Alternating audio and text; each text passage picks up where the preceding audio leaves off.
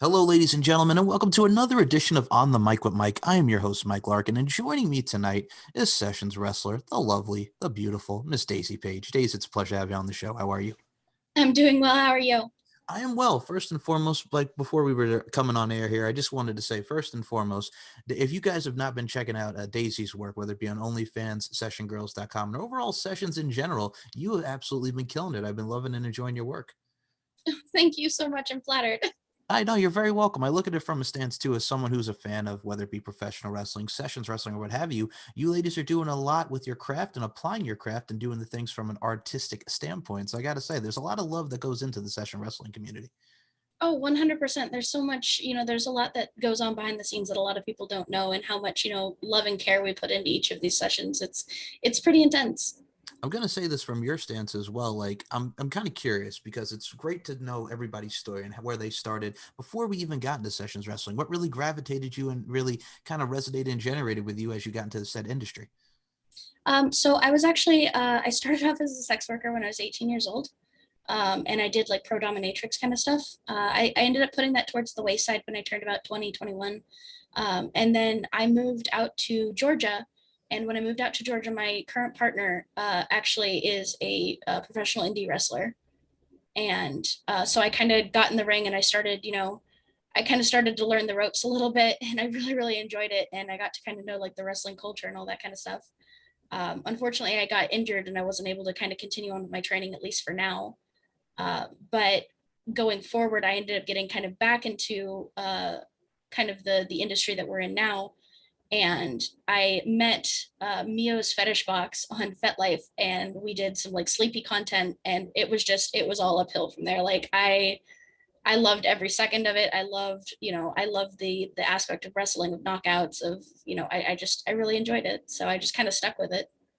I gotta say, it's kind of like a toughness, and I'm gonna use this phrase because I'm a pop culture nerd. You're like mean mug and shoulder shrug, and I feel like Nelly and Country Grammar taking it back to 2000. But what's really great about it too is with your knockouts and stuff. Like, there's something that's just it's the intensity of going into it with said knockout videos. And I gotta say, what I love about sessions, there's something for everybody. Whether it be from scissor holds, whether it just be from the overall systematic dissection, joint manipulation, if you will. But there's something for everybody, and there's something that's everybody's niche. And you've proven that with your knockout videos and with your overall takedowns and what you do with your clientele. Like, that says a lot.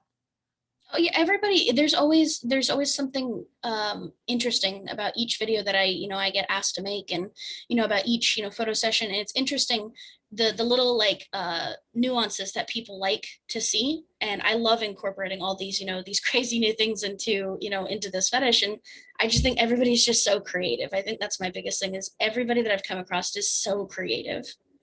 I gotta say, first and foremost, and I appreciate that with creativity. I think that goes along a way with professional wrestling as well. Like you said, your current partner is an independent wrestler, which I have a lot of love for. Indie wrestling, whether it comes from the Northeast or what have you, the independent wrestling scene is very much booming. And if you guys are not into the underground of the independent wrestling world, you are missing out because there's a lot of great talents and promotions out there. So I got to say, when it comes to that as well, and I love that passion, like you were talking about, you start off as a sex worker, you're doing the dominatrix stuff, you're training, you're applying your craft, you're getting the ability to show the dominance for which you are and still are doing. So I got to admire just the trajectory of how your career and how your overall, the lifespan, if you will, to where you got to where you are. Yeah, no, it was a long journey, and I was surprised that I kind of got back into the industry, because I kind of told myself, oh, I'm never going to do it again. It was a good time in my life. And I know for a long period, a big period of time, I was like, oh, now that I'm a little bit bigger, nobody would want something like that. But I have found such love and acceptance and positivity from this community that not only fuels my own, body positivity, but it helps me kind of put it out there into the world as well. Because my size means nothing. And in fact, it just kind of makes me feel stronger and more powerful as a person.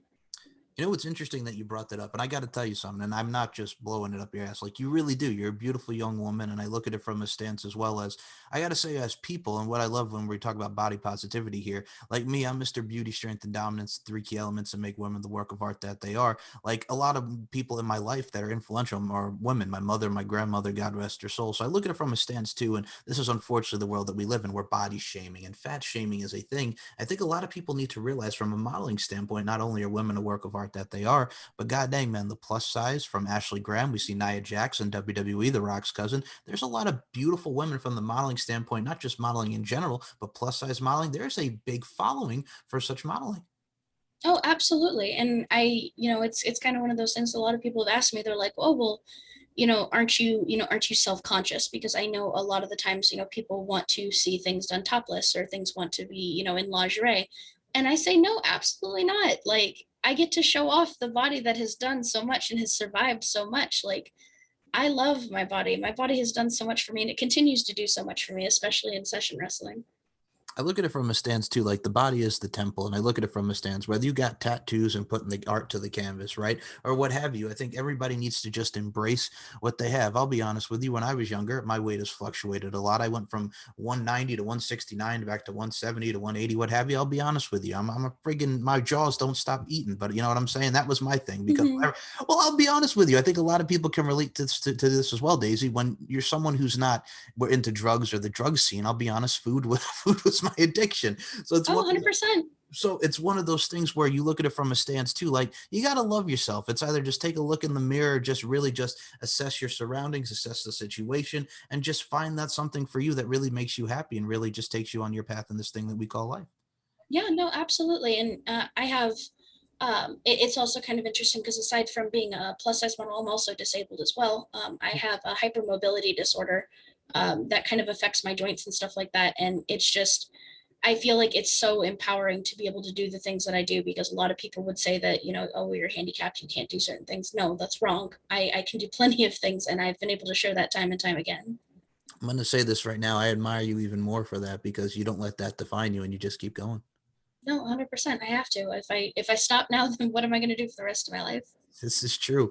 And I look at it from a stance too. Like a lot of us have our difficulties and a lot of us really go through a lot. I think it's just how we come out of it that makes us stronger and really just shows our progression. And I got to say on your front, man, I look at what you're doing. I mean, you got your blue hair, you got this unique look about yourself that I really gravitate and resonate and generate with. And I'm sure your clientele would agree. There's just something about you. You got that vibrancy about you that really showcases in your work and you as your overall being, Daisy. Thank you. I call it my anime girl look for sure. Hey, there's nothing wrong about. There's a lot of great anime out there. You know what I'm saying? I Oh, mean, 100%.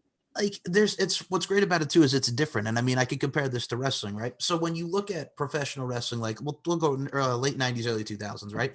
So when the rages, we have a lot of the fitness models, and I love me some Trish Stratus. I love Trish Stratus to this day. But you have her coming in, you have so many people from Sable, Tori Wilson, that really resonated and generated about that time. Because but then here comes this Spitfire redhead named Lita, trained in Mexico. She's doing Hurricane Ranas. You didn't see a lot of that. You just saw a lot No, of, you're represented by bra and panties, and here comes this girl doing a Hurricane Rana, and it's like, God dang, I mean, she stood out. You look at Molly Holly, who's going to the Hall of Fame this year. We have a variety, and really, there's something for everybody. no, absolutely. And I think that it's incredibly important to, not everybody needs to look the same. And this is, absolutely no dig at anybody that, wants to, be a traditional looking person, because by all means, there are so many beautiful people in this industry. I can't even count. But I've never been one to be like, oh, well, I'm going to have, just regular hair and, I'm going to do my makeup all regular and I'm going to do this, that, or I've always wanted to go, outside of the box. I've always wanted to be different. It's one of those things where I look at it from a stance too. Like we were talking about anime and so many looks. Like I remember as a kid, and we'll talk about school here for a second. Everybody has their different cliques, where it be the goths, the jocks. You know what I'm saying? It's that Mhm. stereotype, if you will, with schools. Like I'll be honest, I was one of those kids that was like an outcast. I'm like, you know what? I'm just gonna go over here and do my own thing. But what's great Oh, about that yeah. too is you get along with a lot of the great groups and a lot of the great cliques. But at the same time, it's like, all right, they have that stigma about you. It's like, you know what, I'm just going to do my own thing, and I'm going to have the not, go outside the norm, if you will, go outside the box. And that's how you have to be. And like you were talking about creativity, that sets a lot of people like yourself apart from everybody that we see in said industry or endeavor. And I think that's what makes a lot of us special. And I used to think that being like everybody else was how it was safe. I can't say that I had a similar experience in high school. I was a cheerleader in high school. Um, I was kind of up there in the ranks and stuff like that, and it never made me happy. And that's how I kind of figured out that what, this is obviously not working for me. Um, and by the time that I graduated and I kind of got into the real world, I changed my hair. I started doing my makeup the way that I wanted. I started getting piercings, and I noticed myself getting happier and happier and happier. And I was like, man, what I looked like before, well, yes, it may have garnered some attention. It never got me anything that I wanted. Like, I never felt like me. Oh my goodness. And I absolutely agree with you on that. And I look at it from a stance too. Well, first and foremost, I'm just going to make this little quip here just because, again, my pop culture nerdiness has come out. You talk about high in the ranks of cheerleading. You got the skills that kills when it comes to cheerleading. Were you almost on the level? I'm going to make a movie reference here. I'm talking about Bring It On, Kirsten Dunst. Were you up to that level? Were you like Bring It On level, or were you that good at cheerleading? I was on Pom Squad, so we had the separation between pom and cheer. I did some of the stunting. I was a back, like a back brace and stuff like that, essentially. So I'm the one that kind of pushes them up in the air while the other two kind of brace on the sides. But I mostly did a lot of the dance and stuff like that. And I was the oldest, so they kind of put me as like head of the squad just by de facto. But I thought I was pretty good. I was about to say, you got me curious on here because you're talking about this, and then here you go just rattling off the cheerleading stats. I got to say something, and I mean this with the utmost sincerity and respect. Still, some of my best friends to this day, and I'm going to say this right now, a lot of the girls that were cheerleaders at my high school, such sweethearts, and really applied their craft. And that's also a lot of people realize, like whether you're a male cheerleader or female cheerleader, there's a lot of work that goes into it, whether it be, like you said, squatting or just the dancing and the jumps. There's a lot of choreography that goes into that. And a lot of people don't, give a lot of the respect to the cheerleaders that they do. Oh, 100%. There's there was a big speculation, at least when I was in high school, whether or not it was a sport. And I would definitely argue that it is 100% a sport because there's nothing like, constantly moving for, a full 2-minute song. Meanwhile, you're throwing your body in uncomfortable positions and you're throwing it up in the air and you're moving it all around and, nothing can compare to that. So I'm just like, it's definitely a sport. Like, I agree. And I mean, a lot of people also had that debate about golf over the years, if that's a sport. I'm going to say this right now. Okay. When it comes to like Tiger Woods and Phil Mickelson and all the people in golf, I'm going to say if it's not a sport, I'm going to say it's therapeutic as a mofo because I'm going to say you're at peace and tranquility when you're on that golf course. You know what I'm saying? But oh there's a, yeah. and I also look at it from a stance too, like you so eloquently put it with cheerleading, and we'll tie wrestling into this as well. Because what's interesting is like a lot of people look at the days of like the mid 2000s WWE, right? Like when you have Alicia Fox and you have all these girls coming in, it's been told that John Laurinaitis, who was the guy behind talent relations at the time, a lot of the girls that were hired were from cheerleading or modeling catalogs. And what I always thought was very interesting about that too is they're represented by that because they weren't in the industry or what have you. But what I love about that too is, and I love the hard work of cheerleading in any endeavor of life, Daisy, is that those girls trained and they put in the work to become the icons, the future Hall of Famers, and the athletes that they are. So, I mean, whatever background you come from, if you're going into something and you take it seriously and you apply that hard work and that grit and determination, results are endless. Oh, 100%. And I think that for a long period of time, people just kind of underestimated these women, saying that, oh, well, they're just beauty. They're just, they're brainless. They're just models. They're just cheerleaders. Like, they obviously can't become wrestlers. No, I think that that's bullshit. I think that, I think some of the most beautiful women that I know are incredibly strong and could do anything that they set their minds to.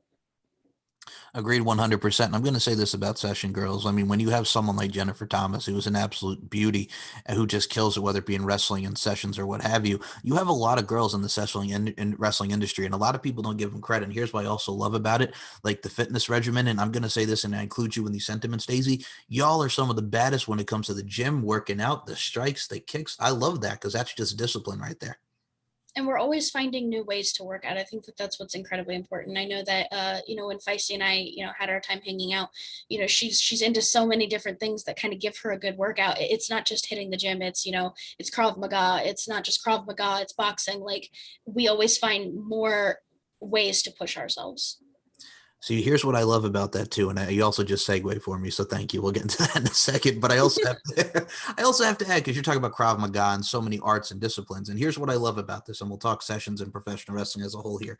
So when it comes to that, that's great to add to your repertoire. More maneuvers and ways to get into it and get into said combat, right? And here's what I always loved about professional wrestling. So when you're out of life in WWE, right, you have the chance to go international. You get to learn the discipline, the strong style in Japan. You get to see the British strong style in the UK, and you take that back with you when you come back to the United States with your time in said international countries. And that's awesome because you add more to your repertoire, and that goes a long way, whether it be professional wrestling, MMA, or boxing. That is just a lot that adds more variety to it instead of sticking to one strike in this. You know what I'm saying?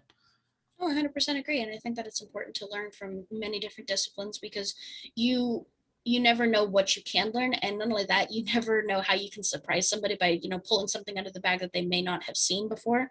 And I think that that makes you really stand out as a session role.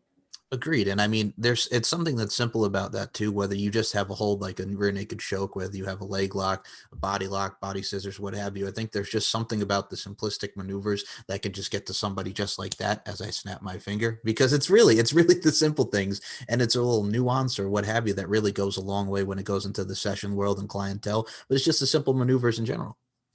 Absolutely, I 100% agree with you.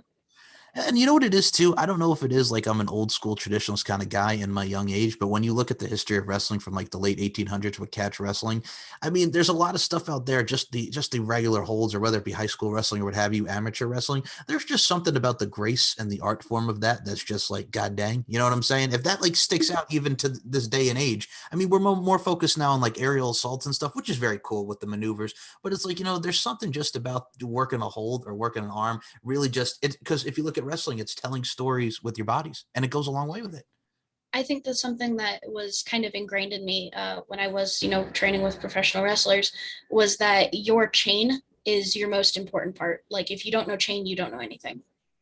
Agreed, 100%. I mean, you could do the drop down, tackle, hip toss, drop kick, but yeah, if you don't know how to work a hold, or if you don't know how to apply that with your craft and really slow it down and really tell a story with the body, like you said so eloquently there, it's like you really don't know nothing, because that's straight up that's the basics of professional wrestling. 100%. And slow is definitely fast. And if you're going too fast, then you need to slow it down. That's true. I like the way that you worded that. That's actually a great analogy. That's a great analogy.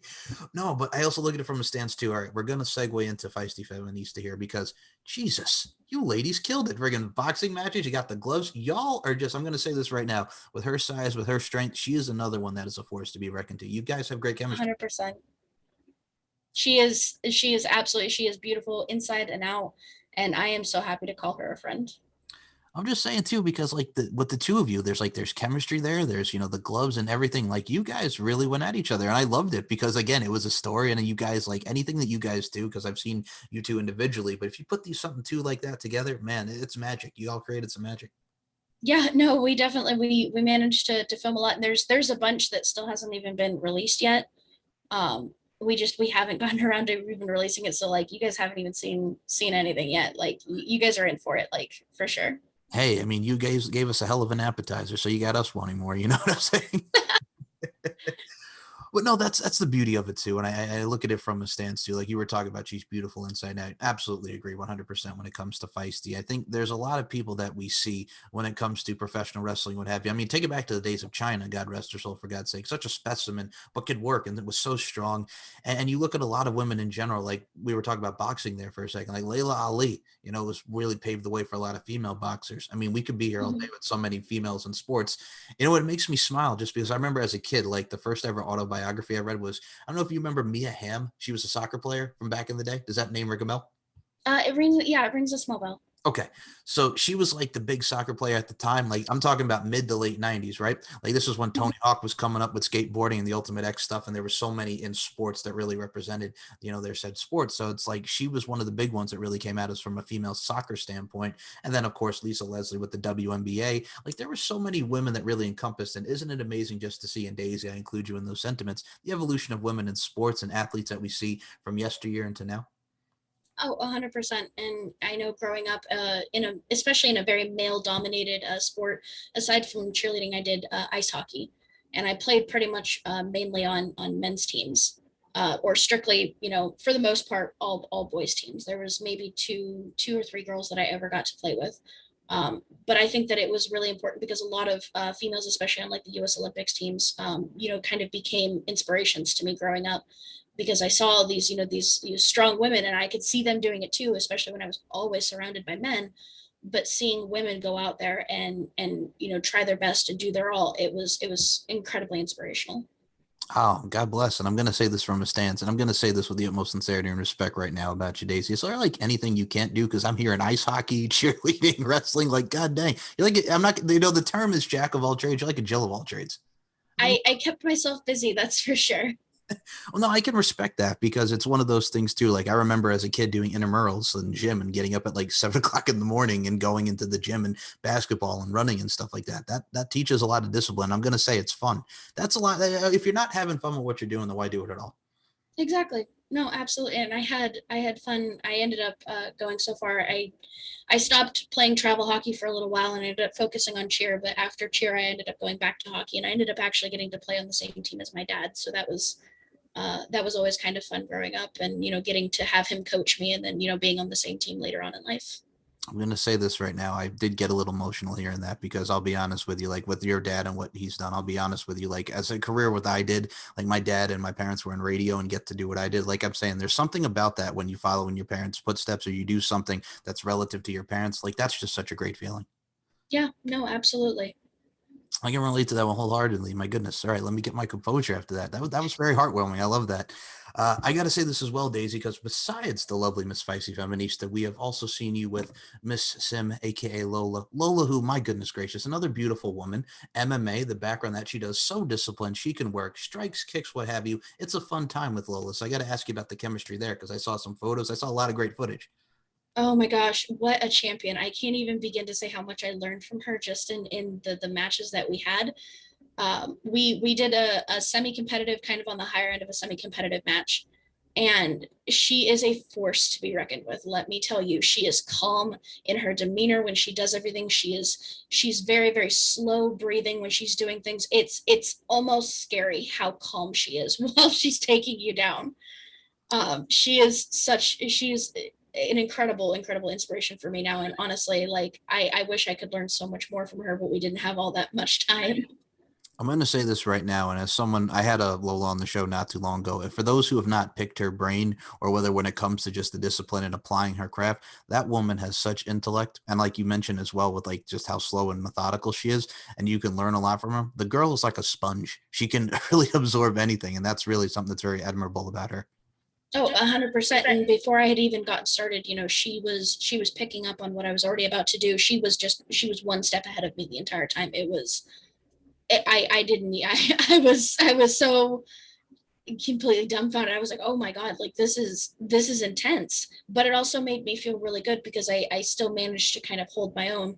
And despite, what an amazing, an amazing fighter she is, I was still able to kind of hold my own. And that made me really proud of myself because unfortunately I've never really gotten the training of jujitsu or MMA, although she has definitely inspired me to do so. Um, so yeah, it was I can't sing anything but high praises about her.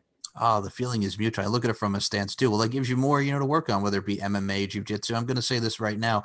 People, if you've not followed Daisy on Twitter, a lot of great posts and a lot of inspirational, positive posts. I got to say, I saw you getting all excited about your boxing lessons. You got some more MMA and jiu-jitsu lessons up in there. Yeah, no, most definitely. I actually the boxing lessons that I've been having, I've really enjoyed them. I've really enjoyed them. My trainer has been very open and accepting to what I actually do and what he's training me for. So that was always really nice. And now I'm kind of getting into more of the MMA and floor grappling and stuff like that we have here in town. So I will be back with some new skills. I'm going to say something, man. I'm really looking forward to seeing your skills. And I'm just going to say right now, if it's anything like the skills that you got, man, you're still going to be even more of a force to be reckoned with. I think the only thing that I need to really work on is I really need to work on that stamina because there was times where I thought I had her and then my stamina just it couldn't keep up, and she wiped the floor with me on a lot of those. It was still so much fun though. I ended up having like bruises and stuff like that all on my arms, and I held them as like badges of honor. No, that's a warrior, man. That's a true warrior right there with your badges of honor. I can respect that. Yeah, sometimes it's one of those things that we see our scars and not talk about Papa Roach scars, but we see our scars and they remind us of the fact that like there that moment, that created moment, that memory, and it's just something that we want to like instill in our minds, but also gives us something to learn for and get more into our hearts and really just inspire ourselves and our own self love. So I can respect that. Yeah, absolutely. And I definitely kind of, continue to look at them, and, it kind of motivated me on a lot of days that, no, we got to get up. We got to, we've got to train. We've got to practice. We've got to improve our craft. I got to say, what's also interesting about training, I mean, we've been in a pandemic. The coronavirus has been taken over. We're a year into what's going on here. And I got to say, what's great about it, and this is the positive about this, and I always put this out there because positively proactive, right? It gives Mhm. us another way to be creative. and do a lot of home workouts and really just see how we can go through everything that we've gone through. And that helps a lot from doing home gym stuff. And I'll be honest with you, from a therapeutic stance, I'm more of like a reader because I don't know what it is. Like when I was a kid, I don't know if you felt this way. There's some people who weren't much of a readers, but I don't know. As you get older, you start reading more books, and it's just like it's like a world that you've never had before. And I'm like, it's one of the most therapeutic. It stimulates your mind, and it's positively proactive because you get to learn more in the process. So whatever you get to do, just stay positively proactive during this time, and you get to be creative with the home gyms and working out. Oh yeah, no, absolutely. And some of the, some of the home workouts that we all share collectively as a group too, to, kind of inspire one another that, oh, hey, have you tried this? Oh, have you tried this? Like, I think that the pandemic, while it's been completely unfortunate and it's messed up an absolute, metric ton of things, I think that in a way it almost kind of brought people closer together in their way of trying to figure out how to survive in this new environment. Agreed. And I got to say, there's a lot of people out there that have gone through some depression through this pandemic, myself included. But I'm going to say this right now. If anybody's going through something, you are not alone. And I will also say, if you are, just try to stay on the up and up and stay positive, because I'm going to say we are going to get through this. I think it's a slow but sure process. And hopefully we'll be back to normal by the end of the year. It's hard to see an end at the light of the tunnel. It is. It is. It's really hard, but I can definitely say, as somebody that also does struggle for mental health, issues, there's always resources that you can reach out to friends, reach out to family. Like, you do not have to be alone right now. I'll be honest with you. There was a time in my life not too long ago I was very suicidal. So, I mean, if you have friends or you got family, talk to them. Just open up. 100%. So, on a lighter topic now, because my goodness gracious, that's the inspirational part, which I always love talking with my people about, because I also look at it from a stance too. Like, we as a human being, and I'll add this from a spiritual side of things, we all have our place and our purpose in this thing that we call life, and to inspire and encourage another human being is the most rewarding thing ever. I very much agree, and I think that it's something that even if it doesn't help 100 people, it might just help one. Hell yeah. Now, this is where I also have to relate back to you as well, Miss Daisy Paige, because god dang, man, your social media, we talked about your boxing lessons, but you just put up a photo of body positivity. And I'm going to say this right now. It's probably one of my favorite posts because there's a lot of people that say a lot of ignorant shit. And I'm going to put that bluntly there. And you out here just with your photo looking so lovely, looking so great, the work of art, body positivity. I admire that about you, just because I got to say all women, and I'm going to say with the plus size models, you all got that voluptuosity factor, and it shows with the beautiful imagery that you posted. Well, thank you so much. And I think that it's important to, understand, especially, especially to all my, my curvy models out there, or even my plus size, BBW models. It's okay to be called fat. I know I have been called fat so many times, and it's almost kind of like, okay, you're making a statement, like, you see that I am fat. Fat is not an insult. And I don't know when we decided that fat was an insult. Fat is just a describer. Yeah. And I think that it's important to recognize that, yes, okay, I am fat, and that's okay. And I don't know why everybody thinks that that's some sort of an insult to, to me as a person, because I love me and so many other people love me. So why would I care about somebody that thinks that fat is an insult?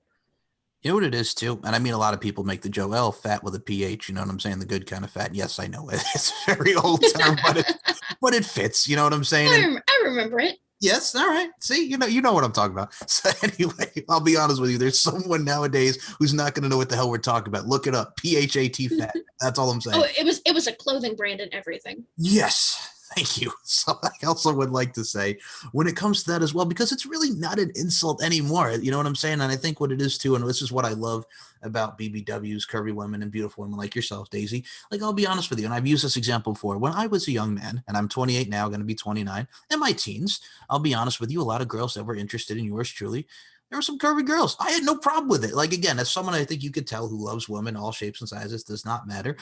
Curvy girls, I loved it. It was great. If you're interested in me, we vibe. It's a beautiful thing. You know what I'm saying? That's where relationships and friendships develop. But one of the things too, I've seen a lot of ignorant people, and a lot of people have chosen, my taste in women. But I'm like, bro, if they make you happy, What the hell's the problem with what they look like? Look at them from who they are. Don't look at just because, oh, like, this person, like you said, fat or what have you. Just look at the person for the person. Does it really Mhm. matter the size? And I'm just like, that's the problem that I've always had. And I always look at it from a stance too. We still live in that world. But at the end of the day, you know what I'm saying? It's not as big as a thing as we would like it to be like back in the day. You know what I'm saying? I mean, you look at the terms, I know I'm going deep with this, but like when gay marriage, like gay back in the day, who cares now? You know what I'm saying? Gay marriage is Yeah. legal and people live their lives, let them live their lives. Go ahead. Yeah, no, I think that it's incredibly important, and I know a lot of people, try to rationalize it with, oh, she's, more woman to love, or, well, she's got curves in all the right places, real men like curves, and it's like, hold on, what we're not going to do is we're not going to bash skinny women in Mhm. order to uplift big women. It's just not going to happen, because guess what? I love all women. I Yep. think all women are beautiful, whether you are 98 pounds, whether you're 350 pounds. All women are beautiful. And what we're not going to do is we're not going to tear each other down to build each other up. First of all, I don't mean to laugh when you said that, but you actually said something very keen in your verbiage there when you talk about a lot of women to love. Yes, the whole lot of woman treatment, as it's known, the whole lot of woman. I mean, that's a term that's very common as well. And also, I got to look at it from a stance too. Like, I remember, oh my God, what was her name? I think it was Tess Holiday, who was on the cover of Cosmopolitan. Like, everybody Mm-hmm. freaked out over that. And I'm like, okay, we got a lot of things more to worry about in this world. I don't know, war, the economy, like everything. And Yeah, and you're worried about a plus size model being on the cover of Cosmopolitan? Like seriously? You know like what I'm mind your own business when it comes to other people's bodies. like? Fuck, like I'm sorry, but I think it's just people worry about the dumbest shit, and this is why, like we were talking about mental health. Like I hate going on social media nowadays, and I hate social media to a point because it's just like all it is political crap, people arguing, and it's like I ain't got time for drama and arguing. You know what I'm saying? I gotta work. No, I got nothing but love for most people. So Exactly. It's just yeah, but the stuff that we see, it's interesting. You know what I'm saying? It's interesting and it's ridiculous, but it's one of those things where we get to examine ourselves for who we are and love ourselves. And I think that's one of the other things that I love about you as well. And also, besides the fact, I got to say, we talked about the different look with your blue hair, your piercings, your tattoos, looking good. I'm gonna say that right now. well, thank you. You're welcome. No, I admire that because I'll be honest with you, as someone who's a tattoo lover himself, I'm going to say this right now. Once you start, man, you can't stop because tattoos are very addicting. But, I remember as a kid, getting a piece from my grandfather who passed away and I got a little cross on me and I wanted to get something from my grandmother. But there's one of the things too, where it comes to tattoos, where also it's very relaxing depending on what part of the body, but it's also an experience, that's something that you're really dedicated in getting in as well. And piercings are just cool. You know what I'm saying? A little nose pierce, a little ear pierce. There's something just about piercings that are also very cool and very from an external of the outerwear, if you will. So there's a big secret about me is that I have absolutely no tattoos. Wow. Okay. Which is interesting because a lot of people see my looks. They're like, "Oh, how many tattoos do you have?" I have zero. Okay. All right. We're going to talk about this now. And I, sidebar, that's the stereotype right there because they look at you and they think, oh, she's got to have much tattoos. That's the stereotype right there, but you don't. Nope, I don't have a single one. And a lot of people are like, "Oh, is it because you're scared of the pain or something like that?" Nope, I am scared to commit to something that long on my body. I got you. I'll be honest with you. I'll say this right now. If anybody's seen Tattoo Nightmares on when it was Spike TV, no, because most of those tattoos are everybody that was drunk and they got the most ridiculous stuff. And everybody knows the one worst tattoo to get is of somebody's name because you may not be with that person for the rest of their life. So there's a lot of regrets or regrets for those that have seen with the Millers. So there's a lot that goes into it. Yeah, no, and I feel like I've gone through so many phases of my life that I feel like I would get one now and I would go through a phase and I would regret it later, and I can't put myself through that. Now I can respect that. I'll be honest with you. I almost got mad one time. So when I got my my strength tattoo, which is on my arm, meaning like my strength in God, there's a lot of meaning behind the word than when I got it. So what's interesting too is my artist left out the G when he started putting it on me. And I noticed it very quickly because I almost had strength on my arm. And I'm like, well, you're missing the G. And he goes, good eye. And I'm like, you almost put this on my body, bro. You know what I'm saying? I freaked out for like 2 seconds, but it was okay afterwards because he fixed it. But still, You just cross it off, right? That's how yeah, that works. of course, yeah. There's a way to do it where he fixed it, yes, on the stencil. But I almost had strength on my arm, and I'm like, okay, that's Oh, cool. see, that's like my worst nightmare. Well, I was lucky I caught it like at the last minute because I would have had strength on my arm. But yes, I understand completely. But no, I can respect that. And also, I'm gonna say, like, I'll be honest with you, I gotta ask about the blue hair too, because blue is my favorite color. Like, I like that look, you know what I'm saying? Because a lot of girls have like that blue hair, they have like different hairs with their look. I like that. I think it's a nice little style and adds a lot to your image. So I had pink hair right before this, when I first got into the industry. Really? Yeah, I had pink hair. I liked it. It was really hard to upkeep, and then I went blue, and I was like, oh, and I never turned back from it. I was like, yep, blue is it. This is it. And I've asked my followers and stuff like that a bunch of times. I'm like, do you guys want to see me with different colored hair? And they're like, absolutely not. No, it fits. And I'll be honest with you, everybody can start singing Eiffel 65 at you. I'm blue, Abba D, Abba die. So I mean, it fits. Oh yeah. It's fitting, but no, I mean, I appreciate that. And I mean, you also got your gamer stuff, man. You're big into gaming, which I can appreciate as well, because as someone who's very big into it, I got a PlayStation 2, I got my old games, I got the PS1, I got a lot of video games. I'm a gamer as well. I appreciate that as well, because I've seen you do a lot of the gaming world as well. What are you into as far as gaming goes? Well, right now I've been playing a lot of Call of Duty with the boys.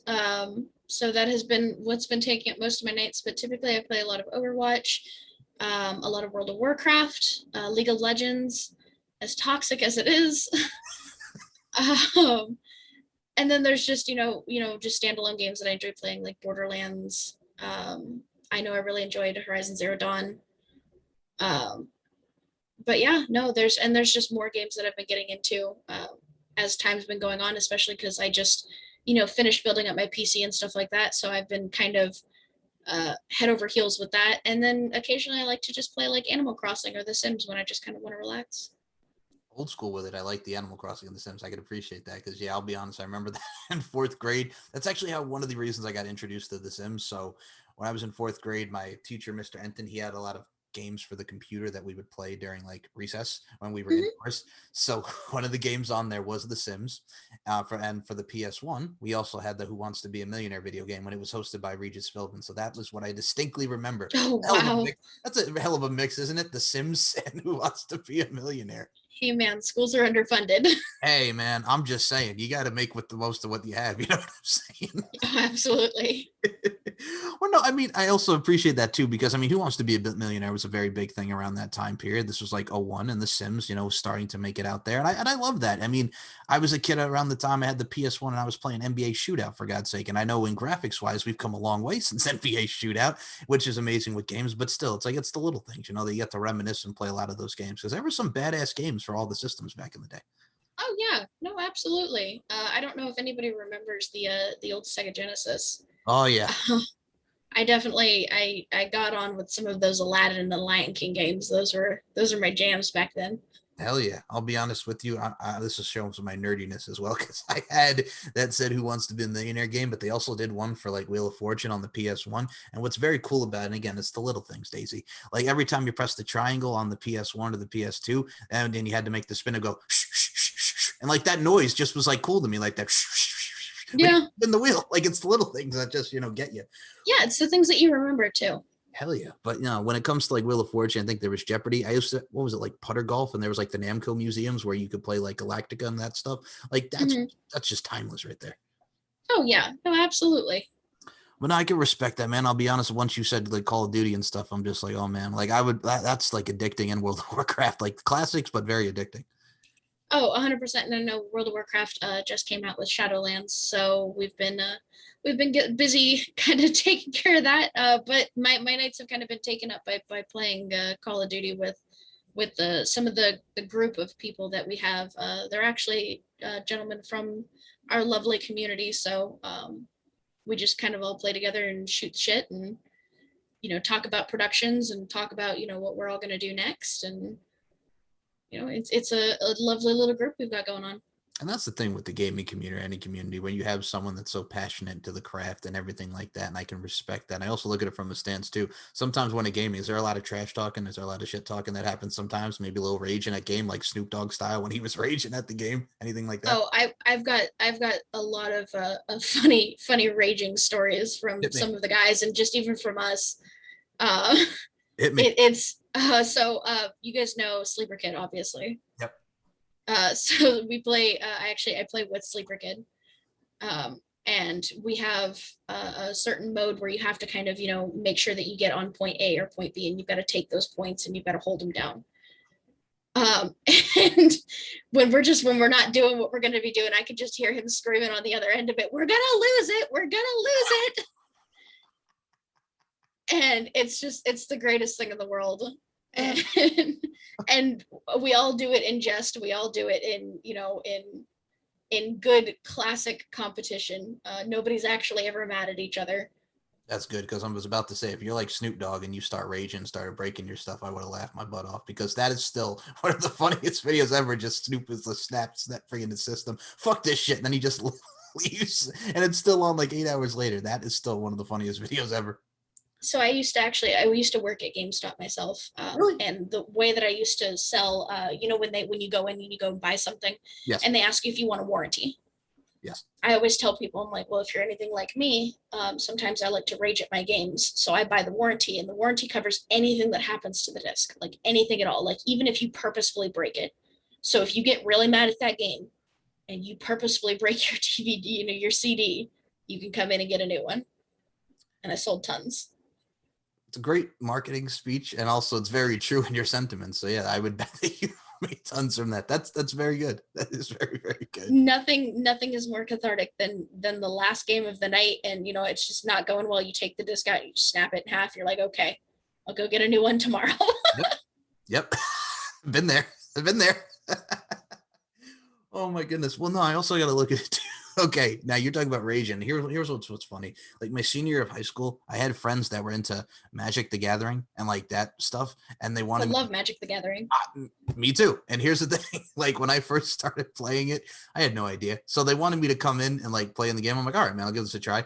And I'll be honest, I had no idea what I was doing, but somehow I was winning. And then he raged at me, one of my friends, because you don't even know what you're doing and you're winning. I'm like, yeah. I guess. And it was funny. Like, I mean, obviously playing it later, you know what you're doing. But like the first time I played it, like my dude raged at me because I was winning. And I'm like, bro, like I'm just following what you told me. I completely understand that. I used to go to tournaments and stuff like that for Magic the Gathering, like competitions and stuff. And I remember sitting down with a gentleman who had pretty much won the entire night. And I beat him. And typically when, you beat somebody, you shake hands, you say good game, and you leave the table. And he scooped his cards and walked away and left the tournament. Friggin' just mouthing under that bitch. I was like, damn, bro, like that's excessive. That's a little extreme. You know what I'm saying? Like that was a full blown like grown up temper tantrum. Mm-hmm. Kind of like Billy Madison, I award you no points, and may God have mercy on your soul. A simple no would have been fine. It's the little things. It's the little. It is. It really is. Oh, I also okay. I have a couple final questions as I keep my composure here. Daisy, I'm going to say this right now. The overture is here. Anytime you want to come back on the show, you're more than welcome. I really had a blast talking to you tonight. Well, thank you for having me. I enjoyed myself. Now, I got to ask you, because Miss Anime Girl over here, what's your favorite anime? Oh my gosh, don't do this to me right now. Probably Darling in the Franxx right now. All right. That's a good one. Like, I remember, okay, now I could be wrong about this, so you can correct me because you're the anime girl. I remember watching Avatar: The Last Airbender. Does that count as an anime? Yeah, totally. Okay. Go for it. So I loved Avatar: The Last Airbender, and I'm going to be honest with you, a lot of people gave shit about that show, and I'm like, it's a good show. Like, why are we like? It's fantastic. The movie, not so much, but exactly. And that's where I said, I'm like, okay, if you don't like the show, go see the movie, and then tell me what you would prefer. You know what I'm saying? No, completely. I totally understand. Oh my God, people used to shit on me, and a lot of my friends used to like that. But I'm like, if you've seen the movie, because there's a lot of sequences that we've seen in pop culture where the show will be great, but the movie absolutely sucks. Or in terms of like book-wise literature, the book will be great, but the movie will suck. Like we see that a lot. It happens a lot in manga too. Like you read the manga, it's really in depth, and you watch the anime, and you're like, "What the fuck happened?" Yep. What happened? How did this translate? They fucked it up. Well, it's funny because I just did a podcast on original movies and remakes. I'm going to tell you something. With stuff like that, that shit will make you rage. Just because you have something that's identified with your childhood and that's classic from a cinematic standpoint, and then you just pee and crap all over it, and then it ruins your world. It makes you feel dead inside sometimes. It does. Yeah, no, you want to see it done justice, and sometimes it doesn't translate well. I remember. So I don't know if you remember this movie Arthur from back in the day, 83, Dudley Moore, Liza Minnelli, classic film from the 80s. Do you remember Arthur? Oh, I don't. Okay, so go out and see it because it has the classic song with Christopher Cross. You know, if you get caught between the moon and New York City. I didn't do justice. Okay. I didn't do justice with that singing, but the song's better. Anyway, I digress. So Russell Brand did a remake of it in like 2008. Mhm. Dog shit. Oh no. Yeah. And I'm just like, I didn't want to go see it, but I'm like, you know what? I'm kind of curious to see what happened. Oh, it was dog shit. And I had the same experience because, you know, when you think of A Nightmare on Elm Street, you think of the 80s, you think of Freddy Krueger, you know what I'm saying? Nightmare on Elm Street, it's the shiznit. Then they did one in 2010, which I remember distinctly because that was the year I graduated high school. And I remember seeing the commercials of it and I'm like, oh no. Oh no. Just because I'm like, I want to see it, but I'm like, no, like, why are you? No, they're gonna kill it. And they killed it. They friggin' dug the ditch and buried it. And I'm like, oh my God.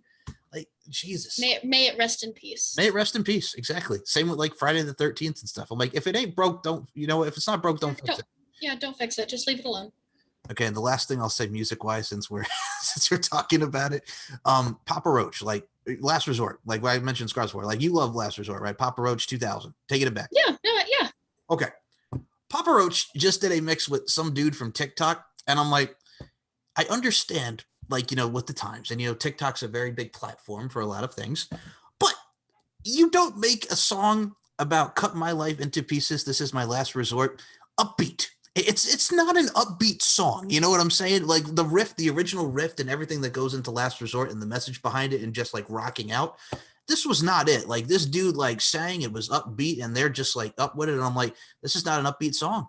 You know what I'm saying? Amen. Like anything to stay relevant. You ruined the trajectory of the song, and I'm like, no. And you're, I've got to admit, the guy who did it, the guy from TikTok, talented cat. But don't do this to Papa Roach. You legit effed up my childhood. Last Resort. You effed it up. I mean, you can understand. I don't know if you've heard the song, but god dang, it's bad. I think I know which one you're talking about. Oh my God. Like, it's just like upbeat and then has like... It's almost kind of like a disco vibe to it. Yes. And it's shorter than the original one. Like when he's screaming, I can't, you know, take this anymore, whatever he's saying, like that scream, and he's got his hand on his head in the music video in the freaking ring. And this one's just like he's jamming. And I'm like, bro, you messed it up. You made it soft. Made it soft. Oh, but yeah, that was my last rant about remakes and everything like that. Oh, goddamn TikTok. Anyway, I digress. Miss Daisy Paige, this is where I step back. This is where please promote the Facebook, Twitter, Instagram. Everybody can follow you on social media, Session Girls, OnlyFans, which I will also add if you've not checked her out on OnlyFans. A lot of great content, looking beautiful, a lot of great content and clips. You're doing your thing on the OnlyFans front. Yeah. No, I've actually, I think I made top 15% already. Yeah. All right. So I've been really enjoying it. I kind of had it, and then I was like, okay, I'm going to put a little bit of effort into it. And then the second I started putting effort into it, bam, it just blew up. I was like, oh, okay. You go, girl. That's kind of cool. You go, girl. All right. So this is where I step back. Ladies first, not just a Queen Latifah song. Facebook, Twitter, Instagram, OnlyFans, Session Girls. Everybody can follow you on all forms of social media. I believe you also do Twitch as well. So go ahead. I'm just on Twitter. I'm Miss Daisy Paige on Twitter. Okay. On Instagram, I think I'm Mistress Daisy Paige. Yep, I have it here. Yeah, I'm Mistress Daisy Paige. I don't have a Twitch yet. I'm not streaming. Oh, okay. I don't have a Facebook. And then I'm just on Session Girls as Miss Daisy Paige. Okay. And OnlyFans, if you want, I'll put the OnlyFans in the link as well. Oh, yeah. I'm going to be, I think it's like Pixel Bait. Yes. Yes. By the way, I'm Pixel Bait. It's hard to keep track of all these usernames. I got to ask, just because I love that name, where did the Pixel Bait come from? So Pixel Bait kind of comes from, so I used to go by a nickname Miss Clickbait. Okay. And it kind of ties into my job, and also the fact that I like to think of myself as your favorite internet princess. I like that. I'm just a girl on the internet that you can watch, and I'm also kind of clickbaity. So. Okay. I'm not laughing here, but I got to say, that's like great marketing strategy. I can appreciate that. I like that. You know what I'm saying? It's a cute name, and also it's very unique and different. So, I mean, I like it. I use that, and then I also use Pixel Brat. Okay. Okay. Now we're the Pixel Brat. Now, Pixel. Oh, I'm a shameless brat. There's no doubt about it. Okay. All right. I'm bratty to the core. There's nothing I can do about it. Okay. All right. Now you're going to make me go to this here. And by the way, Yeah, I'll be honest with you. When you started Twitch, I will definitely follow you on that because, like I said, we see a lot of gaming from you. Keep it up on the gaming front as well. Oh yeah, absolutely. No, I've actually I've kind of debated the idea. There's actually a few places that you can go and people can actually pay to game with you. Nice. And I've thought about actually doing that. Last thing I gotta mention because, like you mentioned, Brat. So when they had Brats back in the day with BRATZ, Brats, those commercials and stuff, was that a representation of you, Brats? Is that what it Oh is? yeah, no, I relate harder with brats than I do Barbie dolls for sure. I was a Bratz kid. Okay, I'll be honest with you right now. Every time that commercial would come on, I would love it just because Bratz. You know what I'm saying? Like that's just Mhm. just Bratz, very straight to the point. Now, did you see the Bratz movie? I did not. Okay, I, that I had I had kind of grown up a little bit by then, and I had kind of lost interest, obviously. so But my cousin was into it and it was on TV. So I'm like, oh, I remember Bratz. You know what I'm saying? Bratz movie, classic commercial. mhm. I'm like, okay, let me sit and watch it with my cousin. And again, younger. So I'm like, she's into it, and I'm just like, yeah, I'm too weak. I'm too grown to be watching this. You know what I'm saying? I'm just sitting there and I'm just like, it doesn't have the same effects. I was You're like, like, I can't relate to anything happening. no. And you know what it is too? It's like when I was a kid and I liked Blue's Clues, Steve Burns, and then they've switched it over to Donovan Patton as Joe. And I'm just like, no. You know what I'm saying? He's not a bad guy, but it's just like the trajectory of the show for me because I'm not ready for change. I'm not ready for change. Exactly. Perfect. A perfect example. Yeah. But everything's got to change, and some change for the good, some change for the bad. But change is imminent. 100%. It definitely is, and I think it's important to be flexible to change. However, Blue's Clues was better with the first guy for sure. Yes. Now, Ms. Daisy Paige, this is where I also ask as well, because I want to get this out there because you're doing your thing in the session wrestling world. You are doing your things in many endeavors that you're dipping your toe into. I have to ask you, any advice that you want to give to any gal that wants to get into the session wrestling world and do what you do and apply your craft like so many other ladies are doing? What advice would you give them? My advice would be to absolutely 100% just jump into it. Find somebody that can mentor you for sure, and definitely be careful. Talk to people. Become friends with people in this community because those are going to be the people that support you in your hardest times. Because you're going to come across people that are going to be absolute fucking jackasses, and you're going to need that support. So make sure to reach out to your community, be friends with the people that are be friends with the other models, and be safe. 100% above all, be safe. And if it's not something that you're comfortable doing, you don't have to do it. Beautifully said, brutally honest. Those are words to live by. Very eloquently said and beautifully said.